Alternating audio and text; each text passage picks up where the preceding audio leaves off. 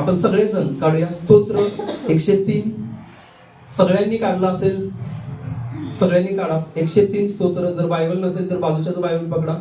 परत एकदा सांगत आहे की 2026 मध्ये ही सवय लावा की स्वतःच बायबल घेऊन या, कारण येणाऱ्या दिवसांच्या मध्ये देवाचं वचनच आपल्याला वाचवणार आहे. स्तोत्र 103 सगळ्यांनी काढलेलं आहे.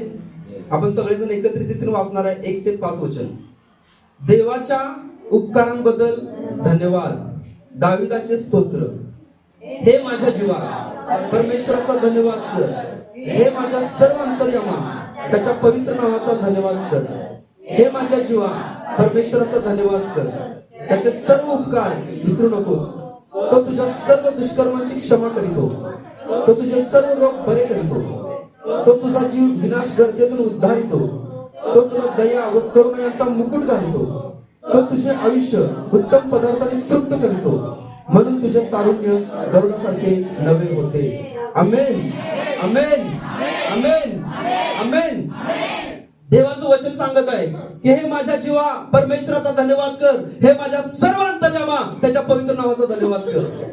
हे माझ्या जीवा परमेश्वराचा धन्यवाद कर. त्याचे सर्व उपकार विसरू नको, कारण तो तुझ्या दुष्कर्माची क्षमा करतो. तो तुझे सर्व रोग बरे करतो. परमेश्वर अद्भुत आहे. परमेश्वर सामर्थ्यशाली आहे. दाविदाने लिहिलेले स्तोत्र आहे. त्या दाविदाने त्या परमेश्वराचं करुणा, परमेश्वराची दया आहे ते अतिशय जवळून पाहिलेले आहे. आणि म्हणून त्याचं हृदय आहे ते उपकार स्तुतीचं हृदय आहे. तो आपल्या जीवाला आज्ञा करत आहे. तो म्हणत आहे हे माझ्या जीवा. जीवामध्ये आपले 3 भाग आहेत, मन, इच्छा आणि भावना. देवाला मनुष्याने 3 भागांच्या मध्ये निर्माण केलेलं आहे, शरीर, जीव आणि आत्मा. शरीरामध्ये पंचेंद्रिय आहेत आणि जीवामध्ये 3 भाग आहेत. जीवामध्ये 3 भाग आहेत, मन, इच्छा आणि भावना. आणि दावीद म्हणत आहे हे माझ्या जीवा, हे माझ्या सर्व अंतर्यामा. म्हणजे तो म्हणत आहे माझ्या मनामध्ये येणाऱ्या सर्व विचारांनो, माझ्या इच्छांनो, माझ्या सर्व प्रकारच्या भावनांनो, तुम्ही सगळे मिळून त्या परमेश्वराचा धन्यवाद करा. तुम्ही सगळे मिळून त्याच्या नावाला उपकार स्तुती करा. कारण पुष्कळ वेळेला धन्यवाद देत असताना आपण मुखाने धन्यवाद देत असतोय, परंतु आपलं मन आहे ते दुसऱ्या कुठल्या तरी गोष्टींच्या मध्ये गुंतलेलं असतंय. असं होतंय आपल्याला. जेव्हा आपण एखाद्या परिस्थितीतून जात असतोय, एखाद्या त्रासातून जात असतोय, त्यावेळेला आपलं लक्ष लागत नाही. पुष्कळ वेळेला मला तसं होतंय. जेव्हा मला किडनी स्टोनचा त्रास व्हायचा त्यावेळेला माझ्याशी समोरचा व्यक्ती आहे, तू बोलायला काहीतरी बोलत असायचा, परंतु माझं लक्ष सगळं त्या वेदनेकडे असायचं. आणि पुढच्या व्यक्तीला फक्त मी रिस्पॉन्स द्यायचो, हा किंवा हसून. तो काय बोलतो ते मला समजत नव्हतं, परंतु मी असं वागायचं की त्याचं सगळं बोलणं मला समजत आहे, परंतु माझं लक्ष कुठं असायचं? त्या वेदनेकडे. पण दावीद म्हणत आहे माझ्या जीवा, माझ्या सगळ्या वेदनांनो, माझ्या मनामध्ये येणाऱ्या सगळ्या विचारांनो, तुम्ही सगळे एकाग्र व्हा. तुम्ही सगळे एक चित्त व्हा. कुठे एक चित्त व्हा? परमेश्वराला धन्यवाद देण्याकडे तुम्ही एक चित्त व्हा. माझ्या सर्व अंतर्यामा, माझ्या जीवातील, आत्म्यातील सगळ्यात सूक्ष्म भाग परमेश्वराला धन्यवाद द्या. कारण त्या परमेश्वर आपल्यासाठी महान गोष्टी केलेल्या आहेत. देवाच्या वचनांच्या मध्ये लोकांपत्रामध्ये सांगितलेल्या आपल्या ओठांचं फळ तुम्ही परमेश्वराला द्या. फक्त ओठांचं फळ असं नाहीये, परंतु अंतःकरणातून, हृदयातून जेव्हा तुम्ही त्या देवाची आराधना करताय, भक्ती करताय, महिमा करताय, त्याला धन्यवाद देताय, त्यावेळेला तुमचं मन त्या परमेश्वराकडे लागलेलं असायला पाहिजे. तुमचं हृदय परमेश्वराकडे लागलेलं असायला पाहिजे. तुमच्या कल्पना परमेश्वराकडे केंद्रित असायला पाहिजे. आणि म्हणून तो आज्ञा देत आहे आपल्या जीवाला, आपल्या मनाला, आपल्या विचारांना तो शिस्त लावत आहे. तो म्हणत आहे माझ्या जीवा, माझ्या भावनांनो, माझ्या इच्छांनो, माझ्या सगळ्या अंतर्यामा, तू तुझं लक्ष परमेश्वराकडे लाव. कारण त्या परमेश्वराने तुझ्यासाठी महान गोष्टी, अद्भुत गोष्टी केलेल्या आहेत. हालेलुया. तो परमेश्वर अद्भुत आहे. तो परमेश्वर चांगला आहे. त्या परमेश्वराने आपल्या प्रत्येकासाठी नीतीची, न्यायाची कृत्य केलेली आहेत. वचनाच्या मध्ये सांगितलेलं आहे का धन्यवाद कर? कारण की तो तुझ्या दुष्कर्माची क्षमा करीतो. तो तुझे सर्व रोग बरे करीतो. या 2025 मध्ये देवाने आपल्या अनेक दुष्कर्मांची क्षमा केलेली आहे. आज तुम्ही या ठिकाणी खुर्चीवरती बसलेला आहात. ती एक पवित्र खुर्ची आहे. देवाच्या मंदिरातली, देवाच्या उपस्थितीत असलेली खुर्ची आहे. त्या खुर्चीवर बसण्याची आपली पात्रता नाहीये. या स्टेजवर उभं राहण्याची माझी पात्रता नाहीये. देवाचं नाव घेण्याची देखील माझी पात्रता नाहीये. आज येशूने त्याचं रक्त सांडून माझ्या अपराधाची क्षमा केली, म्हणून हे माईकच्या द्वारे मी त्या देवाची स्तुती करू शकतोय. म्हणून या ठिकाणी बसून तुम्ही त्या देवाची आराधना करू शकता.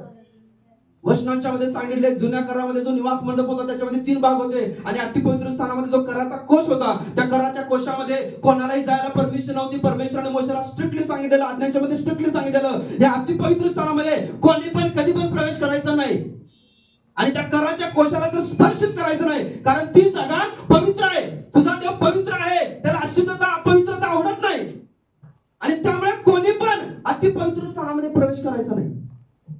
आणि जेव्हा ते वर्षातून एकदा परमेश्वराने सांगितलेलं सर्व इस्रायल लोकांचं वल्लांड सणाच्या दिवशी सगळ्या इस्रायल लोकांनी केलेल्या पापाचं प्रायश्चित्त म्हणून वर्षातून एकदा जो मुख्य याजक, जो नेमलेला मुख्य याजक आहे, तो एकदाच त्या वल्लांड सणाच्या दिवशी त्या अतिपवित्र स्थानामध्ये जायचा. कारण पवित्र देवाच्या उपस्थितीत जो मनुष्य आहे तो राहू शकत नाही. आपण सगळे पापी आहे. आणि जेव्हा तो जायचा त्यावेळेला त्याच्या पायाला साखळी किंवा दोरी बांधलेली असायची, कारण देवाच्या उपस्थितीमध्ये तो जळून भस्म होणार. त्या देवाचं नाव घेण्याची तुमची किंवा माझी पात्रता नाही. आणि वचनात सांगितले जेव्हा ते जायचे त्यावेळेला ते लोक प्रार्थना करायचे बाहेर. जखऱ्या जेव्हा गेला त्या मंदिरामध्ये, वचनात सांगितलं कृष्ण वर्तमानच्या अध्याय पहिल्या किंवा दुसऱ्या अध्यायात सांगितलेलं आहे की जखऱ्या जेव्हा गेला त्यावेळेला ते सगळे लोक प्रार्थना करत होते, कारण जखऱ्या आहे तो आतमध्ये गेलेला आहे आणि अजून परत आला नाही. तो काय झालं काय, त्याच्या पायाला साखळी बांधलेली असायची, कारण जर तो तिथे गेला आणि मरण पावला तर त्याला बॉडी कोण आणायला जाणार आहात, म्हणून त्याचं बॉडी आहे ते साखळीनं बाहेर काढायचे. आणि त्या साखळीचा आवाज येत आहे याचा अर्थ काय, तो जिवंत आहे. साखळी वाजायची थांबली याचा अर्थ काय, तो मरण पावला. त्याला गुंगुर असायची आणि मग त्याला ओढून काढायचे. देवाच्या उपस्थितीत कोणच राहू शकत नाही, आपण नाही राहू शकत, कोणच नाही राहू शकत. म्हणून वचनात सांगितलेलं आहे पवित्र देवाला कोणी अजूनपर्यंत पाहिलेलं नाहीये. तो जिवंत देवाचा प्रतिरूप जो ख्रिस्त आहे येशू, त्याला त्यांनी पाहिलेला आहे, परंतु जिवंत देवाला कोणी अजून पाहिलेलं नाही, कारण आपण सगळे पापी आहोत. पण वचन काय सांगा, त्याची उपकार स्तुती करा, कारण त्याने आपल्या सगळ्या अपराधांची क्षमा केलेली आहे. तो तुझे सर्व दुष्कर्म आहे त्याची क्षमा करीतो. आपल्या असंख्य अगणित पाप आहेत त्या पापांची त्याने क्षमा केलेली आहे. येशूने त्याचं रक्त सांडून तुमच्या माझ्या अपराधाची क्षमा केली, म्हणून आपण त्याची उपकार स्तुती करायला पाहिजे, म्हणून त्याच्या नावाला आपण धन्यवाद द्यायला पाहिजे. यशायाचा पहिला अध्याय 18-19 वचनाच्या मध्ये असं सांगितलेलं आहे, आपण तडजोड करूया. देव म्हणत आहे मनुष्याला, चला आपण तडजोड करूया. तुमची पातके लाखासारखे लाल असतील तर ते बर्फासारखे शुभ्र होतील, किरमीसारखे तांबडे असतील तर ते लोकरीसारखे शुभ्र निघतील. पहिले योहानाचा पहिला अध्याय 7व्या वचनाच्या मध्ये सांगितलेलं आहे की जर तुमच्या त्याची सहभागिता तर येशूचं रक्त आपल्याला सर्व पापापासून शुद्ध करीत. आपला देव आपल्या अपराधांची क्षमा करणारा देव आहे. पापांची क्षमा हा या जगातील सगळ्यात मोठा विषय आहे. आज अनेक धर्मांच्या मध्ये पापांच्या क्षमेसाठी अनेक वेगवेगळे विधी आहेत. आपल्या कल्चरमध्ये, भारताच्या कल्चरमध्ये अनेक लोक उपवास करतात, व्रत करतात पापांची क्षमा होण्यासाठी. अनेक ठिकाणी बकऱ्याचा बळी दिला जातो, रेड्यांचा बळी दिला जातो पापांची क्षमा होण्यासाठी, पक्ष्यांचा बळी दिला जातो पापांची क्षमा होण्यासाठी. जेव्हा आपल्याकडे बुजुर्ग आई वडील म्हातारे होतात, आपलं सगळं जेव्हा त्यांचं आयुष्य आता संपणार आहे, वृद्ध होतात, आपली सगळी जबाबदारी पार पाडल्यानंतर ते म्हणतात की आता माझं जे जाणं आहे देवाकडे ते जवळ आलेलं आहे, माझं मरण जवळ आलेलं आहे आणि मी असाच देवाजवळ जाऊ शकत नाही. आणि म्हणून मला आता काय कर मुला, मी जरा काय करतो, माझ्या पत्नीला घेतो आणि भारतभर सगळ्या तीर्थक्षेत्रांना फिरून येतो, म्हणजे माझ्या पापांची क्षमा होणार. काय म्हणतात त्याला, ते यात्रा, तीर्थयात्रा करून येतो. का, कारण माझ्या पापांची, म्हणजे पापांची क्षमा होण्यासाठी लोक हिमालयामध्ये जाऊन 7-7 दिवस उपवास करतात, तपास करतात, व्रत करतात, रात्रंदिवस पाणी पण पित नाहीत, अन्न पण खात नाहीत. का, कारण माझ्या पापांची क्षमा कर देवा. कारण त्यांना भीती आहे की मेल्यानंतर जर ते पाप तसंच राहिलं तर देव मला जवळ करणार नाही. परंतु तुमचा आणि माझा देव, हालेलुया, आकाश आणि सृष्टीचा निर्माण करता परमेश्वर म्हणत आहे पापांची क्षमा होण्यासाठी तुम्हाला कुठला यज्ञ करायची गरज नाही. पापांची क्षमा होण्यासाठी तुम्हाला उपवास करायची गरज नाही. पापांची क्षमा होण्यासाठी व्रत करायची गरज नाही. 7-7 दिवस उपास राहायची गरज नाही. पापांची क्षमा होण्यासाठी प्रायश्चित्त त्याच देवाने तुमच्यासाठी, येशूने तुमच्यासाठी केलेलं आहे. तुमच्या पापांची क्षमा होण्यासाठी असा एकच देव आहे, असं एकच धर्मशास्त्र बायबल सांगतं, असा एकच देव आहे की ज्या देवाने तुमच्या पापांचं क्षमा होण्यासाठी स्वतःचा बळी दिला. परमेश्वर म्हणत आहे म्हणून पापांची क्षमा करायचा फक्त मला अधिकार आहे, कारण तुमच्या पापांच्या क्षमा होण्यासाठी मी माझ्या पुत्राचं, एकुलत्या पुत्राचं बलिदान व समर्पित दिलेला. पापांची क्षमा होण्याचा अधिकार, करण्याचा अधिकार कोणालाच नाही, येशूच्या शिवाय. येशूच्या शिवाय कोणालाच नाही पापांची क्षमा करायचा अधिकार. म्हणून वचनांच्या मध्ये दिलेल्या प्रेषितांची कृत्याच्या पुस्तकामध्ये की स्वर्गात, पृथ्वीवर आणि पृथ्वीच्या खाली असं दुसरं कुठलंही नाव दिलं नाही की ज्याच्या नावाच्या द्वारे मनुष्यांच्या अपराधांची क्षमा होईल. आणि ते नाव आज तुम्हाला मिळालेलं आहे, मंडळीला मिळालेलं आहे, चर्चला मिळालेलं आहे. आणि म्हणून तुम्ही आज त्या मंदिरामध्ये त्या देवाची आराधना करता, स्तुती करता, दुःखास्तुती करता. म्हणून दावीद म्हणतोय की परमेश्वराने माझ्या सर्व दुष्कर्मांची क्षमा केली आहे, म्हणून माझ्या जीवात त्या परमेश्वराच्या नावाला धन्यवाद दे. कारण पापांची क्षमा झाल्याशिवाय त्या पवित्र स्थानामध्ये, देवाच्या उपस्थितीमध्ये तुम्ही मी जाऊ शकत नाही. खूप मोठी दया त्या परमेश्वराने आपल्याला केलेली आहे. He forgives our every iniquities. आपली सगळी अनिती, आपले सगळे असंख्य पाप, लाखो पाप, चुकून झालेले पाप, सर्व पाप, फक्त जेव्हा तुम्ही येशूवर विश्वास ठेवताय आणि म्हणताय प्रभू मी चुकलो, देवा मला क्षमा कर, तुझ्या रक्ताने शुद्ध कर, पश्चाताप करताय, म्हणजे त्या पापांपासून वेगळं होत आहे, विभक्त होत आहे, प्रभूला करार करताय, देवा मी ते करणार नाही. देव म्हणतोय माझ्या मुला मी तुझे पाप आहेत ते धुवून शुद्ध केलेले आहेत. एका वचनांच्या मध्ये असं दिलेलं आहे, मी तुझे अपराध इथून पुढे आठवणार नाही. किती अद्भुत परमेश्वर आहे. पुष्कळ वेळेला जेव्हा लोक माझ्याशी चुकीचं वागतात त्यावेळेला मी एकदा किंवा दोनदा किंवा तीनदा त्यांना क्षमा करतोय, पण चौथ्यांदा मी त्याला माझ्या जवळ पण उभा करणार नाही, मी त्याला लांब ठेवणार. का? कारण त्या व्यक्तीचा मला अनुभव आलेला आहे. आणि मग जेव्हा चौथ्यांदा पण तो मला जेव्हा धोका देणार, चुकीच्या गोष्टी करणार, त्यावेळेला मी त्याला आठवण देणार, करून देणार की तू असं असं केलतास. परमेश्वर म्हणत आहे मी तुझे अपराध आठवणार नाही. बघा आपण एकमेकाचे अपराध आठवतोय, तो आपला मनुष्याचा स्वभाव, आपली मनुष्याची बुद्धी येते की ह्या व्यक्तीने असं वागलं, मी आता याच्याशी सहभागिता करणार नाही, मी क्षमा केलेला आहे त्याला पण मी त्याशी सहभागिता करणार. देव म्हणतोय माझ्या मुला जेव्हा तू पश्चाताप करतोयस, कबूल करतोयस आणि सोडून देतोयस, मी आठवणारच नाही. किती मोठी दया देवाने आपल्याला केलेली आहे. तो म्हणतोय मी आठवणार नाही. म्हणजे जर त्या व्यक्तीने आपले मार्ग बदललेले आहेत तर, नाहीतर असं नाही की पाप करायचं, क्षमा मागायची, नाही होणार. मार्ग बदलल्यानंतरच त्या पापाची क्षमा होणार. मार्ग बदलल्यानंतरच, पूर्ण कट त्यातून पूर्ण विभक्त झाल्यानंतर, बाहेर आल्यानंतर. कारण देवाने आपल्याला कृपा ही पापांची क्षमा होण्यासाठी दिलेली आहे, पाप करत राहण्यासाठी दिलेले नाहीये. त्या पापावरती विजय व्हावं म्हणून त्याने आपल्याला ती कृपा दिलेली आहे. आणि दावीद स्तोत्रांच्या मध्ये म्हणतोय तो माझ्या सर्व अपराधांची क्षमा करतो. तुमच्या पापाची क्षमा होण्यासाठी तुमचे पाप कुठल्या मनुष्याजवळ कबूल करायची गरज या ठिकाणी पवित्र शास्त्रात सांगितलेली नाहीये. परवा दिवशी एका पास्टरांशी मी चर्चा करत होतो, ते पास्टर एका शिक्षकांशी मला सांगत होते की असं एक ठिकाणी शिकवलं जातं, रायचियसनेसचं टीचिंग आहे ते, की ज्या ठिकाणी मनुष्याच्या पापांची क्षमा होण्यासाठी, जर समजा गौरवच्या हातून काहीतरी चूक झालेली आहे तर त्यानं ती चूक पास्टरला सांगायची, कन्फेस करायचं, तरच त्याच्या पापाची क्षमा होणार. म्हणजे पास्टरला पण सांगायचं आणि देवाला पण सांगायचं. रोमन कॅथलिक मध्ये ती पद्धत आहे. एक कन्फेशन बॉक्स असतो, त्या कन्फेशन बॉक्सच्या तिथं अलीकडे फादर असतात आणि पलीकडे तो व्यक्ती येतोय आणि त्याने केलेल्या चुकीच्यांची क्षमा तो फादर ऐकत असतो. म्हणजे फादरला सगळ्यांच्या पापांचं सगळ्यांनी काय काय केलेले आहे हे सगळं फादरला माहिती. फादर काय करणार, वचन सांगताना तेच घेणार आणि बोलणार. वचनातून सुधारणूक होते, सुधारणुकीसाठी वचन चांगलं आहे, परंतु वचनातून टोमणं मारणं काही योग्य नाही.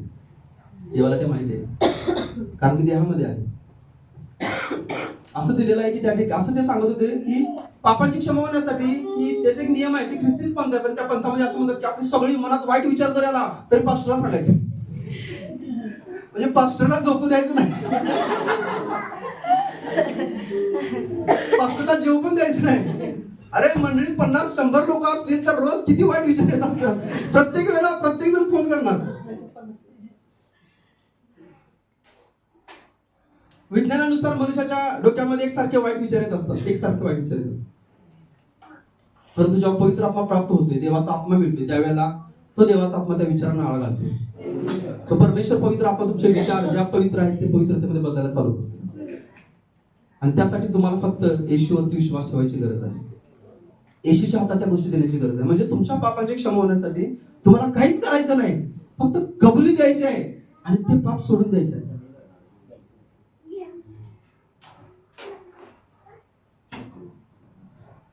तुमच्या पापांची क्षमा होण्यासाठी तुम्हाला फक्त कबुली द्यायची आहे आणि ते सोडून द्यायचं आहे. किती अद्भुत परमेश्वर आहे आपला. जेव्हा तुम्ही सोडून द्यायला चालू करताय, परमेश्वर ते आठवत नाही. परमेश्वर ते सगळं जे डायरी देवदूतांनी त्याजवळ नेलेले आहे, सैतानाने नेलेले आहे, ते सगळे पुसून टाकतोय. कारण येशूचं रक्त आपल्याला सगळ्या पापांपासून शुद्ध करायचं. देवाने दिलेला अभिषेक तो तुझ्या सर्व दुष्कर्मांची क्षमा करतो. ज्या दुष्कर्मामुळे, ज्या पापामुळे आपलं जीवन अतिशय अस्वस्थ झालेलं आहे, अशांतीमध्ये आलेलं आहे, ते पापच मुळासकट परमेश्वर काढून टाकतोय. जेव्हा आपण ते पापापासून परावृत्त होतोय, बदलतोय, कबूल देतोय. आणि म्हणून दावीद म्हणत आहे, तो तुझ्या सर्व दुष्कर्मांची क्षमा करतो. म्हणून तू परमेश्वराला, माझ्या जीवा परमेश्वराला धन्यवाद आहे. आज ह्या अवकाशतीच्या रविवारी तुम्ही ह्या गोष्टीचं आठवण ठेवा की ज्या ज्या अपराध, चुकीच्या गोष्टी तुम्ही देवाच्या विरोधात केलेल्या आहेत, आज देखील देव तुमची क्षमा, तुमच्या पापाची क्षमा करण्यासाठी तयार आहे. वचनात सांगितलेलं आहे. जर तुम्ही ते पाप सोडून दिलं तर, हालेलुया, ते वचन तुम्ही देताय, देवा मी ते करणार नाही. आणि देवाला म्हणताय, प्रभू मला शक्ती दे त्या पापावरती विजय जीवन जगण्यासाठी. तो देव तुमचे अपराध आहे ते आठवणार नाही, तुमच्या अपराधाची क्षमा करेल. परमेश्वर तुम्हाला परत रिस्टोर करेल. कारण देवाच्या वचनाच्या मध्ये असं सांगितलेलं आहे की तो आपल्या अपराधाची क्षमा करतो. कन्व्हिक्शन, जाणीव पवित्र आत्मा आपल्याला करून देतो. मला परवा एक साक्ष ऐकून फार एकदम बरं वाटलं. ही बहीण आहे, ही सांगत आहे की मला ते करताना त्रास होत होता, माझी इच्छा नव्हती, आणि मी देवाजवळ क्षमा मागितली की प्रभू परमेश्वरा मला हे करायचं नाही म्हणून. देव तुम्हाला पवित्रतेमध्ये राहण्यासाठी प्रेरणा देतोय, उत्स्फूर्तता देतोय, सहाय्य करतोय, शक्ती देतोय, मदत करतोय, कन्व्हिक्शन देतोय, जाणीव करतोय की तू हे पाप करत आहेस. आणि देवाचा आत्मा तुम्हाला ते करू देत नाही, तुमची झोप उडवून टाकतोय, तुम्हाला अस्वस्थ करून टाकतोय. कारण त्याने आपल्या धर्माची, आपल्या दुष्कर्मांची क्षमा केलेली आहे. परमेश्वराचा आत्मा काम करत आहे या ठिकाणी. वचन सांगत आहे, दावीद म्हणतोय की तो तुझ्या दुष्कर्मांची, पापांच्या, अपराधांची क्षमा करतोय, म्हणून त्याच्या नावाला धन्यवाद आहे. जी जी पातक तुम्ही देवाजवळ बसताय, ज्या वेळेला बसाल तुम्ही या वर्षामध्ये, अजून 2-4 दिवस आहे, प्रभूला धन्यवाद आहे त्याबद्दल की देवा तू माझ्या पापांची क्षमा केलीस. दावीद म्हणते, गुप्त दोषांपासून प्रभू परमेश्वरा तुम्हाला जे मला आठवत नाही त्याची मला आठवण करून दे, म्हणजे मी ते आठवेन आणि मी त्या पापांची क्षमा करेन, क्षमा मागेन तुझ्याजवळ. कारण क्षमा न मागणे जेव्हा आपण असते आपल्या जीवनामध्ये, एक त्यावेळेला ते पाप तसंच आपल्या ठिकाणी आहे आत्मिक जगामध्ये, आणि ते पाप आपला आणि देवाचं रिलेशनशिप, नातेसंबंध बिघडतं. वचनात सांगितलेलं आहे की परमेश्वराचा हात इतका तोडका झालेला नाहीये की तो तुम्हाला आशीर्वादित करणार नाही, परंतु तुमच्या आणि माझ्यामध्ये असणारं पाप आहे, त्यांनी माझ्या हाताला तुमच्याकडे येण्यापासून अडवलेलं आहे. जेव्हा आपण त्याची क्षमा मागतोय, देव म्हणतोय मी त्याच्याबद्दल तुला दंड करणार नाही, मी क्षमा करणारा देव आहे. जेव्हा तुम्ही सोडताय, पश्चाताप म्हणजे त्यापासून पूर्णपणे वेगळं होणं, विभक्त होणं, आपले मार्ग पूर्णपणे बदलणं. एखादा व्यक्ती माझ्याविषयी काय विचार करतोय त्याला मला काही घेणं देणं नाहीये, परंतु देवाने माझ्या पापांची क्षमा केलेली आहे, आणि परत त्या पापांच्या मध्ये न जाणं, त्या ठिकाणी न राहणं. देव आपल्या अपराधाची क्षमा करतोय, आणि म्हणून त्याच्या नावाला धन्यवाद द्या. जेव्हा तुम्ही बसाल त्यावेळेला तुम्ही आपली देवाजवळ बसा आणि प्रभूजवळ ती क्षमा मागा. प्रभू तुझे आभार मानतो, तू माझ्या पापाची क्षमा केलीस, जे भयानक होतं, पण देवा त्यातून मला तू सोडवलंस, तुझे आभार मानतो, त्याबद्दल प्रभूला धन्यवाद द्या. पुढे वचनाच्या मध्ये सांगितलेलं आहे, तो तुझे सर्व रोग बरे करेल.